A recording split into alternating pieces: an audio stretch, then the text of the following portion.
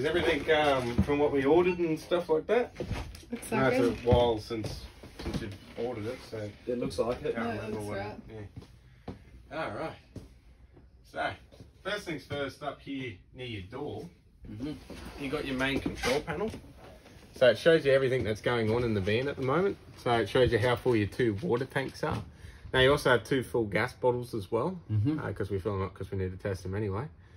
So you got tank 1, tank 2, tank 3 and tank 4, you can get about those. It's just because they're all pre-wired to accept 4 tanks. Now you got your time up there, voltage in the battery. You don't need to worry about your battery charger. Just plug it in when you want it to charge, or charge when it needs to, stop when it needs to. Same thing with solar panels, they all just work in unison with one another. And charging off your car, you don't need to flick switches or anything like that. Speaking of which, if you plug in a portable solar panel, it will come up here as well, telling you how many amps it's charging the battery at, so you can see if it's working. So that plugged in, that's just by an Anderson plug? Yeah, I'll show you that down on the chassis. Yep. And auxiliary is through the Anderson plug on the front of the van, showing you how much your car's charging it up at, so you can watch and monitor that. Yep. Then you've just got obviously a little gauge there. Now when you're unplugged from power as well, it will come up here telling you how many hours your battery can be used for until it's flat, and the current power usage, so you can monitor that and turn things on and off to suit. Now you've got buttons over here on the right hand side. The top button is your isolation switch, so you turn that off when you want to put the van in storage. And that will cut everything coming from your battery. You can still charge the battery up, you just can't use anything, so say your fridge, lights, stuff like that. So only turn it off when it's in storage. Otherwise, when you're traveling, leave it on. When you get home, last thing when you're taking food out of your fridge, and lock the door, turn that off, and it just makes sure that you haven't got anything turned on and left on. Then the button below that, the home button, it's to access the settings on it. So it's mainly for us to change water tanks, and if things aren't working properly, to have a look and see what's going on. Then the third button down is just your light, to light up the display so you can see what's doing. And then the bottom button is for your water pumps. Now just see how many you've got. So on this van you have 2 separate tanks and 2 separate pumps. So if you want to, if you're only going for a short trip, you can choose just to fill up 1 tank and use 1 tank. Or if you've got both of them full, you can turn both your water pumps on at the same time if you want to, or change between them if you need to. Now with your water pumps, you've got pump 1 and pump 2 down here. You either tap the button to turn pump 1 on or off, or you hold it to turn pump 2 on or off. Now with those, you only turn them on when you're actually free camping and want to use water from your tanks. Otherwise, leave them off all the time. And you're plugged into mains pressure through a hose outside. When you're at a caravan park, you don't need them on. So I only turn them on when I'm free camping and actually need water from my tanks. Now anytime when you want to run your water system, so say with your water pumps all plugged into mains pressure, I always run the tap on hot and cold for a while just to get the air out of the system. Especially if you want to kick your hot water system in the guts and turn that on, you just need to make sure there's water in it for it to heat up, because it's not an instantaneous, so you do need to make sure there's water in it for it to start heating up. So and then other than that, leave them off all the time unless you want to use them. Any questions about anything on the display up there? Not yet. No, that's right. Apart from that, and there's a couple of switches in that cupboard, really everything else really runs itself in this van. So up there is just your battery management system. It does everything by itself. It doesn't have fuses in the system. They all trip and reset themselves if they have an issue. Those 4 fuses there are just for added extras later on. It just saves us because they go through the system as opposed to coming straight off your battery. Now there is a couple of fuses at the battery themselves, but they rarely blow through everyday use. It's like stuff coming from your charger, solar panel and Anderson plug and things. The only time I've seen them blow is if we've stuffed around with something and blown it more than anything else, but I'll point those out anyway. Am I going to need a DC to DC charge from my vehicle to get full charge to this? Best bet would be, what we'll do is I'll go up and talk to Tim, and he'll probably get Glenn on the phone because he does all our auto electronic stuff. Because on the car side of things, I've got no clue. I just know van side of things, so we'll see about him giving you a call so he can talk to you through that. Now in that cupboard, you've got your switches over on the right hand side. You got the bank of 3 switches up the top. Yeah. The top one's for your air conditioner and the bottom one's for your fridge. I'd leave those on all the time because your fridge turns it on and off itself when it needs to, and the air conditioner, you've got buttons on it itself. Yeah. It just means that you forget to turn it off in the cupboard and then wonder why the hell it's not working. Yeah. They're just, the switches there are just mainly for if you're running off a generator and you know it can't run everything, you can turn it off in the cupboard so kids don't try and turn it on and trip the generator out. Yeah, got ya. Yeah. The other 2 switches in there for your hot water system. So once you've made sure there's water in it and you're free camping, you turn that switch on there, so it automatically light on gas. You got the little indicator light that will start flashing at you, telling you it's trying to light on gas. Once it's lit, it'll go solid. If it has an issue, there it goes there.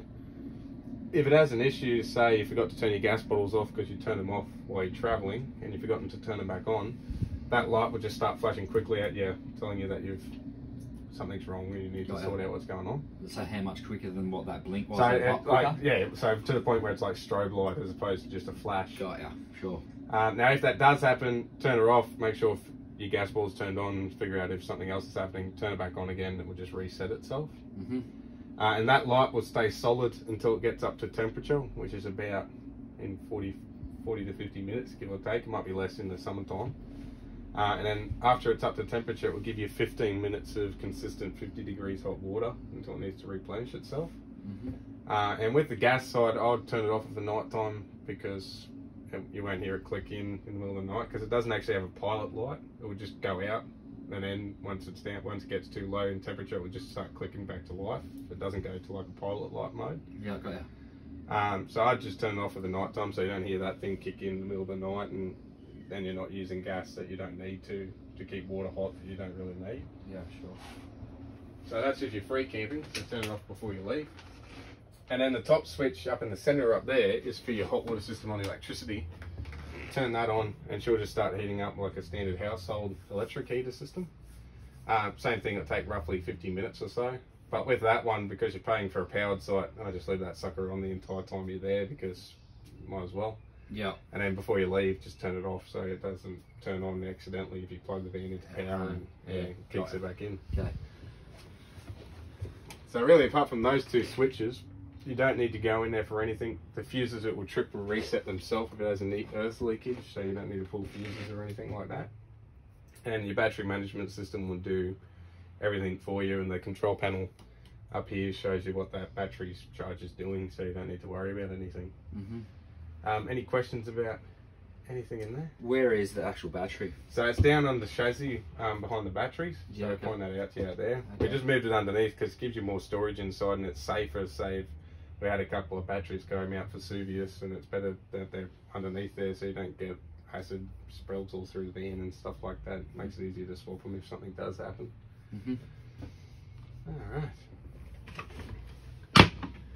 Alright. Your TV. So you got your TV antenna up here.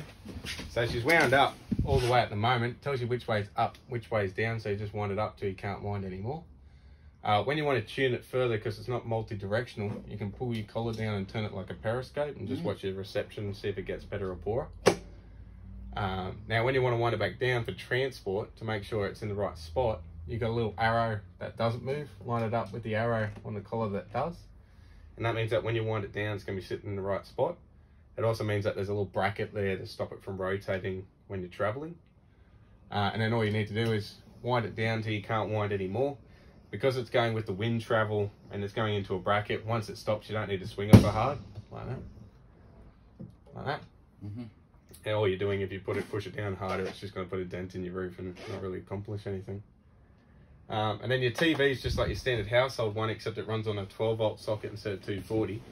Now you do have a 240 lead for it. I just never use it because there's no real point. And you've also got feet, so if you want to put it outside, you can. There's outlets out there. Now you will need to obviously retune it when you go along different distances because different channels in different areas. And it's also got a DVD player built into it. Where the power and the antenna comes out, there's this little green light and a button on top. If you turn that button off and turn the light off, it turns your booster off, so you lose TV reception.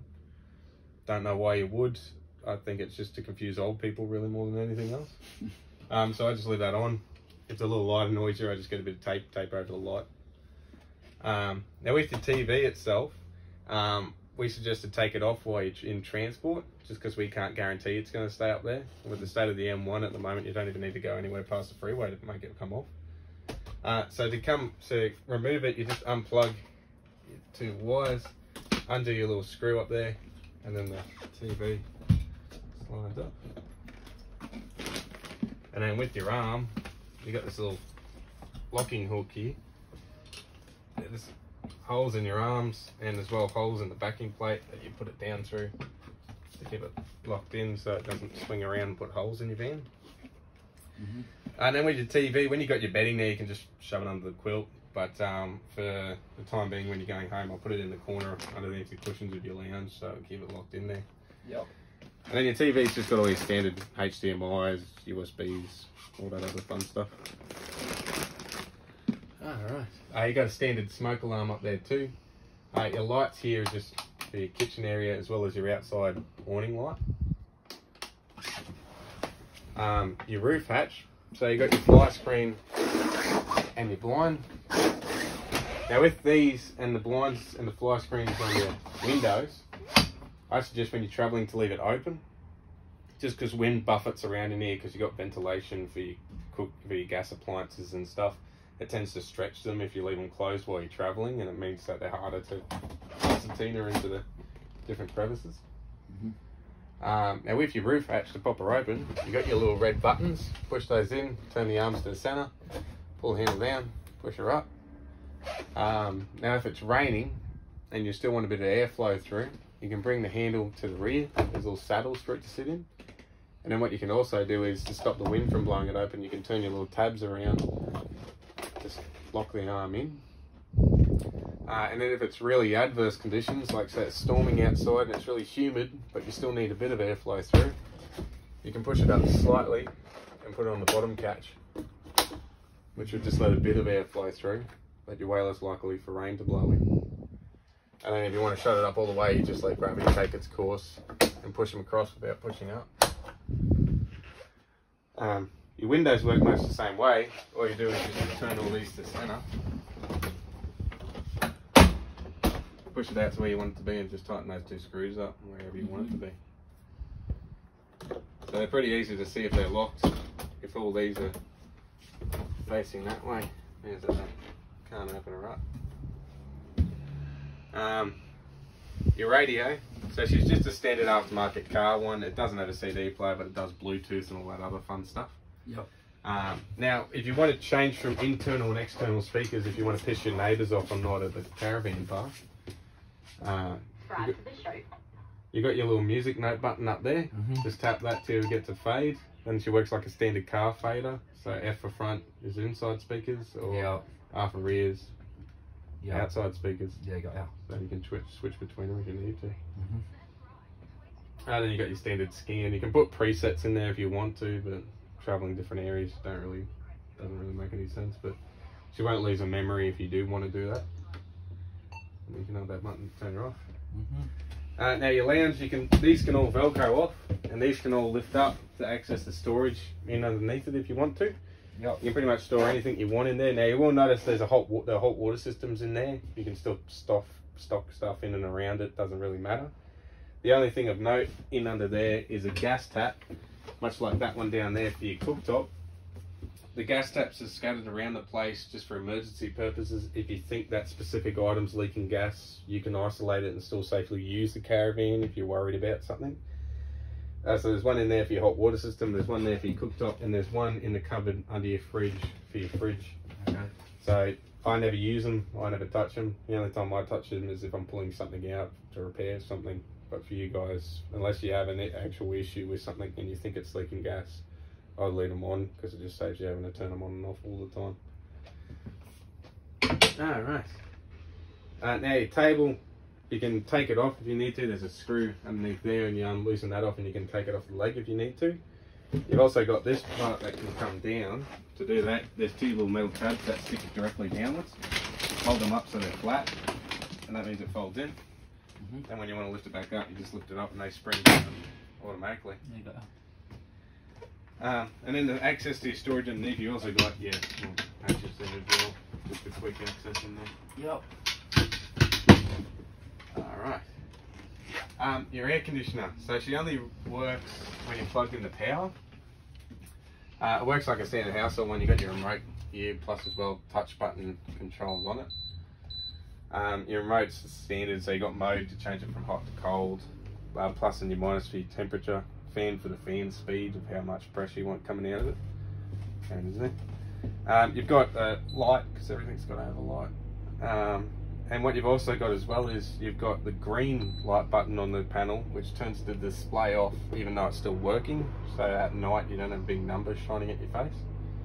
Then you've also got the standard sleep modes and turbo mode for if you want to cool it down really quickly or have it slow down so at night time you don't have a loud noise. And then your livers are just manually operated to save a bit of weight on the van. Now, these air conditioners only generally work about 10 degrees of the actual temperature, so don't rely on them too much when it gets to around 0 degrees or up over around 40 degrees. If you're going to a really cold place and you've got access to power, I suggest buying one of those little electric portable heater things to plug in, because these things are built so that they can sit on top of a caravan, so that means that they really start to struggle in the really hot, really cold stuff. But around up to 30 and down to 10, they're pretty good. They get it going pretty good. Now you've also got filters on it, which we clean out at every service, but if you're on a big long trip and you need to clean them out, they're pretty easy. There's two little tabs on each side that say push them in, pops off, and then you can get to your filter pretty easily. Yeah. And just give it a wipe out with a rag.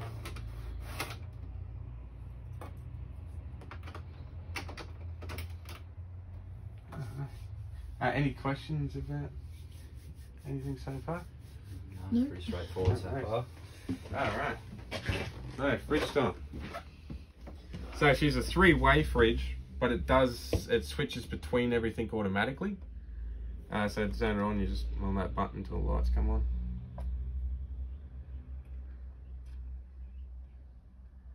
So at the moment, the AES light's lit up, which is automatic. And right now we're plugged into power, so it's found 240.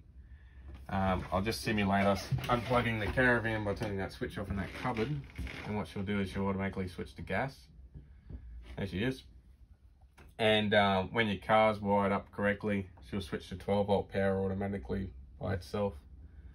If it has an issue, say it tries a lot on gas and you've left your gas bottles turned off, it'll go for a while, and then what it will do is it will start flashing here, and it'll have an audible beep telling you that it's not working, so you can obviously know that it's not working. So when I'm on long trips, every now and again, if I'm stopped, I just look in through the kitchen window, make sure there's lights not flashing, and she's all sweet.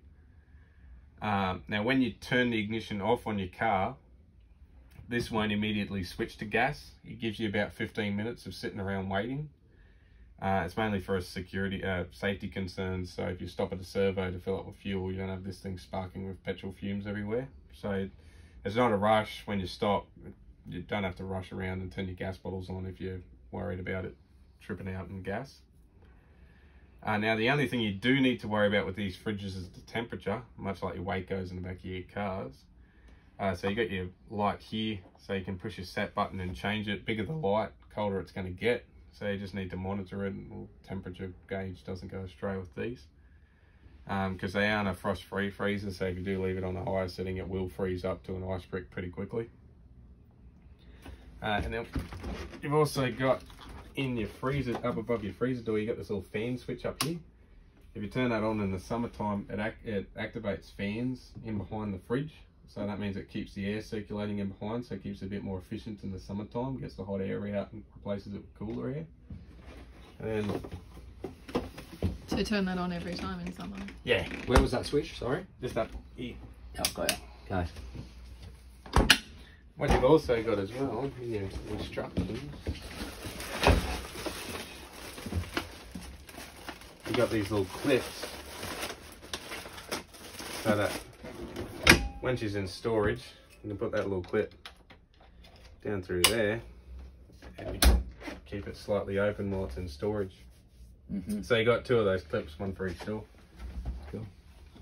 Good idea. helps out, mate. They get mould in them so quickly, it's unbelievable. Without keeping the doors slightly open. So yeah, so 2 days beforehand, plug the van into power or turn the gas on. Turn that on, get it getting cold, then chuck your food in it, plug your car in and chuff off. Don't rely on 12 volt power to actively cool down the fridge. 12 volt only keeps it at that temperature, so you need to plug it in to 240 or gas before you actually leave to actually cool down the fridge to get to the point where you can put food in it. And then, as I pointed out before, you got your gas tap in there and your power point for the fridge if you need to gain access to them for any issues. Is that dripping? It'll just be a little bit of water from the cleaning guy. He hadn't cleaned it this morning. Plus as well, we run the fridges to make sure that they're up to temperature, so it's probably just a little bit of ice left over. You've also got a couple of ice cube trays in there, and you've got all the screws that come with it. You could probably piss them off if you don't want to use them. We use bigger screws because the little ones that come with them are probably going to end up falling out at any point. Any questions about anything on the fridge? All right. So your beds, so they've got bars to keep the kids in. Oh, very sweet. Beautiful. They've got little eyelets down in there that they slid into, so you can take them out if you need to. So it's just like a bar light arm. Yeah, so it's just a hoop. Yeah. So there's two, one for each. Yeah. What I suggest to do is when you're traveling, take them out. Just because when people make their beds, it puts a little bit of pressure on them. And when you're traveling, it tends to snap the little brackets down there because there's a lot of weight moving around on them. Then you got your demountable ladder. I'd lift this up and put it on a bed or something like that when you're traveling, just because it rubs marks on the floor if you leave it there. Each kid's got their own reading light, 12 volt socket, standard window like over there.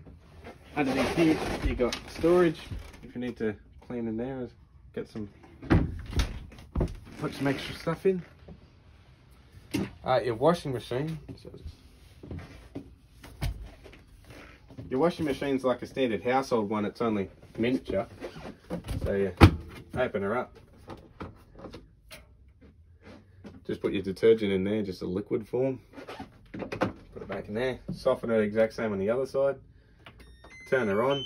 You can change your courses like a standard household one. You can add rinse cycles onto the end of it if you need to, if you're limited by how much water supply you have.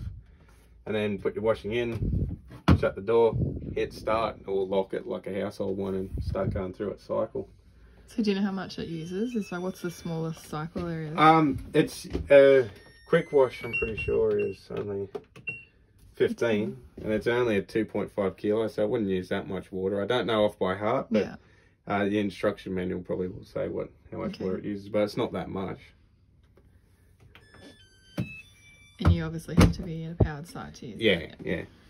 So, and what you've also got is in here, you got the power point for it. If you have any issues or anything like that, you can gain access to it. And then you got your light switches for this area. So you got one for your shower, one for your toilet, one for the bedroom light. Your shower itself, you got a little safety catch in there, so you can twist that around to open her up. Now your shower rose is cable tied up at the moment because the little hook that it sits in doesn't really hold it while you're traveling. So what a lot of people do is they just grab their floor mat or a towel from in here, put it on the ground, just put the shower rose on the floor just to stop it from messing around and scraping things and stuff. Or just get a Velcro strap to keep it up there. Now you've also got an exhaust fan in here, so you can wind it up and push that fan in to get the fan going. Now that fan only works if the light's on in the shower. You kind of need the light on anyway when you're in there. Now with this hatch as well, don't swing off it, just wind it down until she's got resistance. If you swing on it too hard, it tends to stick to the rubber and it gets a real pain in the ass to wind it back up sometimes. And then you've also got a plug down there so you can fill that up with water until it's pretty much lapping the bottom of the door if you want to. Okay. And then you've got your little travel catch there to keep it up in place. Toilet time. So, don't be too alarmed if you come in here and your piss is on the piss. It does swivel. When you want to use it, you got the grey lever on the front. Twist that to open her up. Then what I do is I flush a little bit of water. Now this only works if you plugged into water, into mains pressure, or you have your water pump on. It doesn't have a separate reservoir or anything like that. You need the system when the caravan turned on. So I push that button in for a little bit just to get water in the bowl, just to lubricate it. Do your business, then hold that button in for however long you want to flush it for. Then when you're done, close it back up, stops the smell and splashing back up. Now, to see how full it's getting, you do have a little green gauge down here on the back side. When that turns red or starts turning red, it means it's getting close to the top and time to empty the cassette. I'll show you how to do that outside. But what I also do as well is I just look in when the valve's open. I just look in and see how high the water level is getting to the top of to the bottom of the bowl. And if it's looking like it's going to be sitting around your house for 6 months and it's half full, I just empty it out, so it saves you having to do it next time when it's dried out and stuff like that. Now, before the first time you use it, I'll point out there's a free bottle of toilet chemical in your van. Pour that whole bottle in, and that will do you for one full load of the cassette. Then once you empty the cassette, you will need to get more chemical. You can pick them up at any BCF place and stuff, any place that does boating or fishing or camping, they have toilet chemical. You can buy it in big bottle form, which you have to measure out how many mils to put in. Or what they've just come out with is capsules. You just plop one of them in it. It's like ones that you put in a washing machine. It dissolves and runs the liquid through the van. And also with toilet paper, you can get specific toilet paper for using in caravans. It's really biodegradable, or just find stuff that's pretty degradable. So stick all clear of doing like 30 ply and stuff like that. She tends to clog up in there and make it hard to get it out. But apart from that, most of the business end of this is on the outside. And then you got your toilet roll holder down there. And I also point out in here, there's a little tap down there. It's on at the moment, it's for your washing machine. I only point it out just because if you naturally put stuff in there for storage, it can fall over and turn the tap off. Oh, yeah. So if your washing machine stops working, just make sure you haven't bumped that tap and turned it off. It's only ever happened on 2 vans, but it has happened. Any questions about anything in the area back here? No, when they install the Sirocco fans, can you choose which end they go at, or? Yeah. But they're always normally at that end. We usually put them at that end because then we were used to put them at that end, but then we figured that it's going over your head and it kind of defeats the whole purpose. So we started putting them up here. So it actually blows up your body and hits your head a bit more. Yeah. It's a bit easier for us. It makes it look a bit nicer. Alright. Now your reading lights all work the same. You can either tap the button for a blue light or hold it in for a white light. And just tap it again to turn it off. Your microwave's just your standard household jigger. Take the plate out of it when you're traveling, just because I've had plates bust the doors open and smash on the floor if you hit a big bump. At the moment your plate is in your magazine pouch over there just to keep it secure. In here, that's the black envelope that Shannon would have told you about with all your paperwork and stuff in it. You also got your little 12-volt socket adapter, your radio remote's in there if you want to use it, TV remote, your hook for getting your grill plate out of your griller if you need to. In this drawer, you got all your paperwork that comes with everything electronic installed in the van, so you can, if you have any issues, you can read up on the instructions. That's your free toilet chemical there, so pour that in before the first use. Then you got your first aid kit, fire blanket. This is a breakaway monitor. I'll sync it to your breakaway system today. You don't need to use it anymore because they've finally changed the law that you don't need to have it in Australia. But what I'll do is I'll sync it up so if they do change the law back to needing to use it, she's all sweet. It just plugs into your cigarette lighter socket, and I'll point out the light on your drawbar. This just mimics the light on the van so you can see it in your car when you're traveling. So I'll sync that up before you guys leave. And then this is just your monitor for your reversing camera if you want to install it in your car.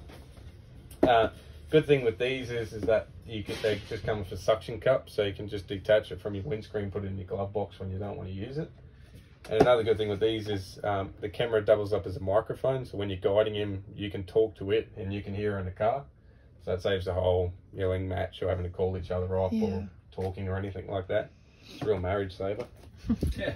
And what we also do is we wire it up so it's always working. So when you're traveling and stuff like that, you can see people coming up behind you and things like that, because people love parking on the rear quarter of your caravan where you can't see them, and then they get angry at you when you pull across on them with your indicator on. So you can make sure idiots are nowhere near you. Right. And then you got your cooktop. If you've used anything gas before, you've used this, just pass the little flame icon, flip the switch, leave her in for a couple of seconds, let her out. Now what I do is, if you had the van in storage for a while or disconnected your gas bottles to fill them up, before I turn the fridge on or turn the hot water system on, I run the gas on this for a little while, because it will take a little bit of time to get the air out of the system to replace it with gas. And this doesn't fault or anything like that, so you can just sit there holding this in for a while and holding the clicker in until the air gets out and the gas replaces it. Yeah, that makes sense. And then that means that your hot water system will flick straight away and you don't have to turn it off, turn it back on again and things like that if there's air in the system for it to fault. So you got your full gas on top and your gas grill in there. And then your range hood, you got your on switch, 2 different fan speeds and your light. And you can clean this out pretty easy. There's a little lever that you can pull and it drops the fascia down so you can get in there and give it a clean. Any questions about anything on the inside? Alright. As I said, apart from a couple of switches, everything else is either like a house or turns on and off itself automatically anyway. So once you use it a few times, it will become second nature. Alright. That's it.